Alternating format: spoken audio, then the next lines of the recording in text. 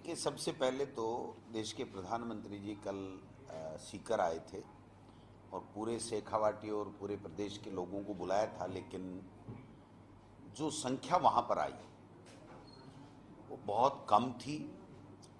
उनकी जो उम्मीद थी या जो उनका दावा था, उनसे 20% भी लोग नहीं आ पाए।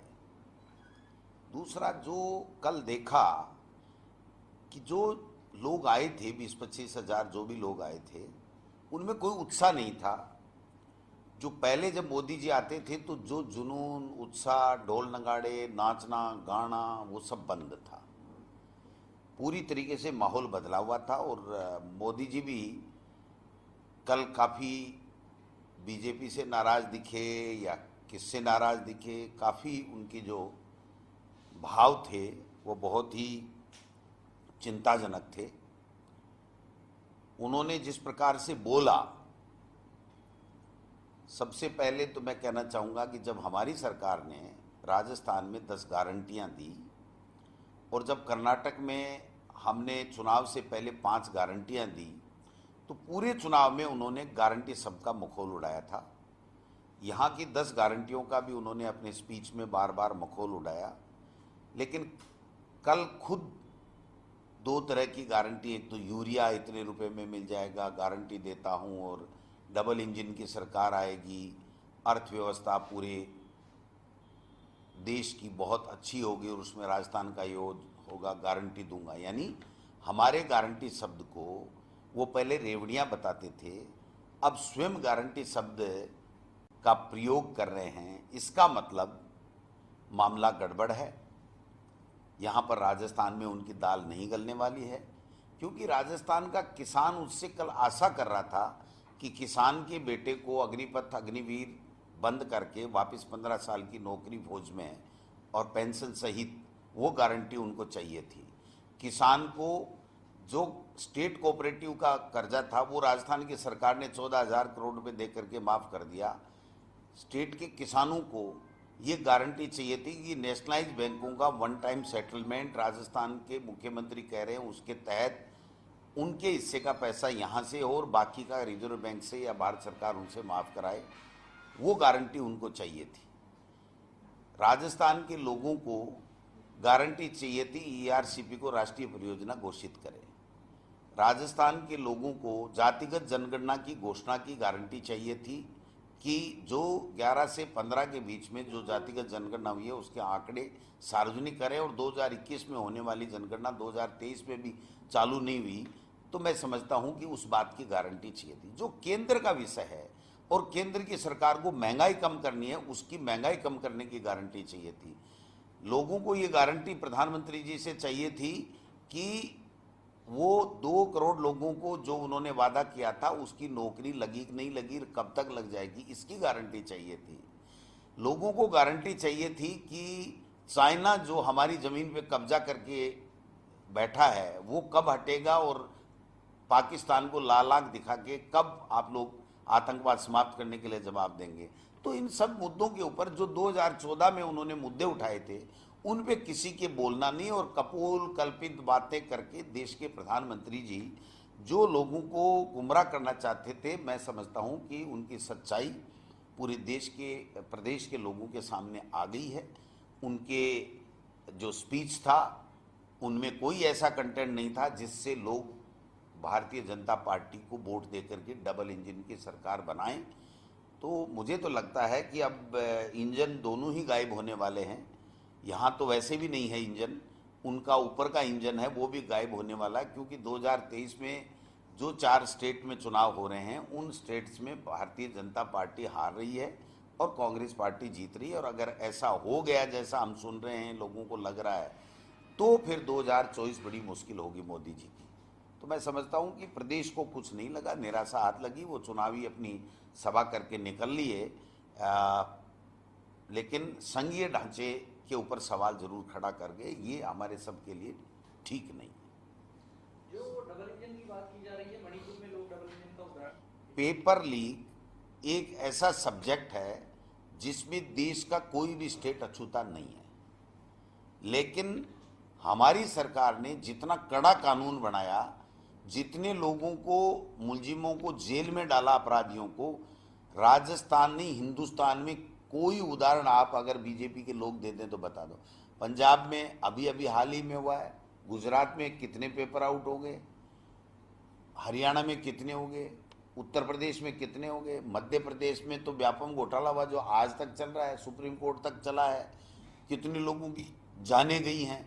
इस बात की परवाह देश के प्रधानमंत्री जी को होनी चाहिए और उनको पूरे देश में पेपर लीक के ऊपर, चाहे वो केंद्रीय सरकार की परीक्षाएं हों चाहे स्टेट्स की हों, वो उनके ऊपर कानून बना करके एक नई दिशा दिखानी चाहिए थी। वो काम तो कर नहीं रहे हैं और केवल बदनाम करने की बातें कर रहे हैं। मैं समझता हूँ ये सब जनता जानती है कि कोई भी सरकार ये नहीं चाहती है कि पेपर लीक हो और बच्चों के भविष्य के साथ खिलवाड़ हो। वो उन बच्चों का भविष्य सुधारना चाहती है, लेकिन अपराधी होता है, उसकी कोई जाति नहीं होती, धर्म नहीं होती, उसकी पार्टी नहीं होती, वो अपराध कर जाता है। और इस तरीके के गिरोह पूरे देश में पनप गए हैं। उनको खत्म करने के लिए हमारी सरकार ने आजीवन कारावास तक की सजा कर दी है, जो मैं समझता हूँ कि मर्डर जब के केस में जो सजा होती है वो सजा हमने की है।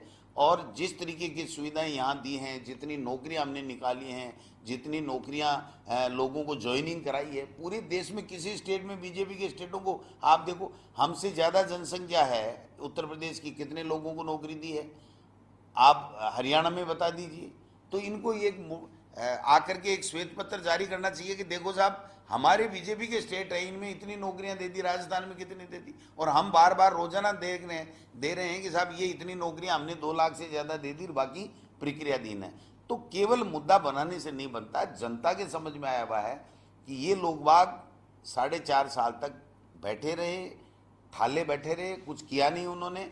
अब उनको चुनाव की याद आ गई तो ये इस तरीके के जो इश्यू हैं वो उठा करके और सरकार को बदनाम करके अपनी राजनीतिक रोटियां सेकना चाहते हैं, लेकिन वो अब अपने इस षड्यंत्र में कामयाब नहीं होंगे। सचिवालय घेराव कर रहे हैं सर वो लोग। पहले भी किया था, 1 लाख का दावा किया था और 1500 लोग नहीं आए, और राजेंद्र जी राठौड़ साहब प्रतिपक्ष नेता को सौगंध खिलानी पड़ी थी कि आ जाओ मेरा भाषण सुन लो, आ जाओ मेरा भाषण सुन लो। लोगों ने सुना ही नहीं कि तुम्हारे भाषण में दम नहीं है, तुम लोग झूठ बोलते हो, तुम लोग 4.5 साल तक सोए रहे, कुछ तुमने किया नहीं, एक दूसरे की टांग खिंचाई में लगे रहे, सारे के सारे मुंगेरी लाल के हसीन सपने मुख्यमंत्री बनने के देखते रहे। अब जब समय आ गया तो ये कभी आक्रोश यात्रा निकाल रहे हैं, कभी घेराव यात्रा कर रहे हैं, कभी यहाँ पर सचिवालय घेराव की बात कर रहे हैं। मैं समझता हूँ इनकी बातों में दम नहीं है, जनता इनके कॉल के ऊपर आती नहीं है, क्योंकि जनता में आक्रोश राजस्थान की सरकार की योजनाओं से, राजस्थान सरकार के खिलाफ नहीं होकर के, और 25 में से 25 सांसद जिन्होंने कुछ भी नहीं किया, एक फूटी कोड़ी राजस्थान को नहीं दिला पाए और कोई काम उन्होंने नहीं किया। मोदी जी के सामने लोकसभा राज्यसभा में कभी कोई क्वेश्चन ही उन्होंने नहीं उठाया राजस्थान स्टेट के लिए, तो उनके खिलाफ है। इसलिए इनकी सब मीटिंगें फेल हो रही हैं और इनमें सब में खलबलाहट मची हुई है। और मैंने तो सुना है कि कर देश के प्रधानमंत्री जी यहाँ की भाजपा इकाई से नाराज होकर के गए हैं। देखते हैं क्या कितना किसका क्या बदलाव होता है या क्या होता है, ये सब देखने का विषय है। लेकिन ये लोग प्रतिपक्ष की भूमिका ढंग से निभा नहीं पा रहे हैं क्योंकि इनके पास कोई मुद्दे नहीं। एक इलेक्शन स्टेट है सर, जो सीटें हारी हुई थी उसके लिए आप स्पेशल प्लान कर रहे थे, क्योंकि सबसे बड़ा चैलेंज वही सीटें हैं। देखिए, हमने जो 57 सीटें हैं उनके ऊपर हमने एक एक सेक्रेटरी अलग से लगाया है, उनको वहाँ पर भेज दिया है हमने, और हम लोग उन सीटों पे बहुत ही गहनता से काम कर रहे हैं। और मुझे लगता है कि अब की बार हम वो सीटें जो हम हारे हुए हैं उनमें से आधी से भी ज़्यादा सीटें हम लोग जीतेंगे। बीएसपी अपने प्रत्याशी उतारना शुरू कर चुकी है, ये बात ठीक है कि आप लोगों की आती है, लेकिन वो तो बीजेपी की बी टीम है, कब उतारेगी नहीं उतारेगी उनका लेटर पैड का क्या भरोसा है, अभी देंगे या कल को किसको चेंज करेंगे, कब करेंगे। वो तो जो नॉमिनेशन का लास्ट डेट होती है ना, तब तक इनका ये चलता रहेगा। तो वो तो अपनी तैयारी करें, कौन मना कर रहा है, प्रजातंत्र में सबको अधिकार है, लेकिन यहाँ कोई ज़्यादा है नहीं उनका। सर लाल डायरी डब्बा खोल करेगी, पीएम साहब ने बोला है। देश के प्रधानमंत्री के श्रीमुख से ऐसी बातें सुनने को मिल रही है, हमने कल्पना भी नहीं की थी। धन्यवाद। राहुल जी आ रहे हैं 9 अगस्त को, क्या कार्यक्रम की देखिए, हमने निवेदन किया है, जब भी हम तैयारी कर रहे हैं, जब भी उनका फाइनल कार्यक्रम आ जाएगा तो हम लोग कहेंगे, क्योंकि विश्व आदिवासी दिवस है और आदिवासियों ने सैकड़ों सैकड़ों वहाँ पर आदिवासी जो देश की स्वतंत्रता संग्राम में शहीद हुए हैं, तो ये मानगढ़ जो धाम है वो हमारे सब के लिए एक ऐतिहासिक है। जब पहले देश के प्रधानमंत्री जी आए थे तो राष्ट्रीय स्मारक घोषित करने की पूरी चर्चाएं थी, लेकिन वो नहीं करके गए। तो अब चूंकि 9 अगस्त का दिन है, अगर राहुल गांधी जी और खड़गे साहब जो भी आएंगे हमारे राष्ट्रीय नेता, तो मैं समझता हूं कि हम सरकार से भी ये कहेंगे कि उस दिन आदिवासियों की जो डिमांड है उसके ऊपर जो भी हो सके सरकार की तरफ से वो हमको करना चाहिए।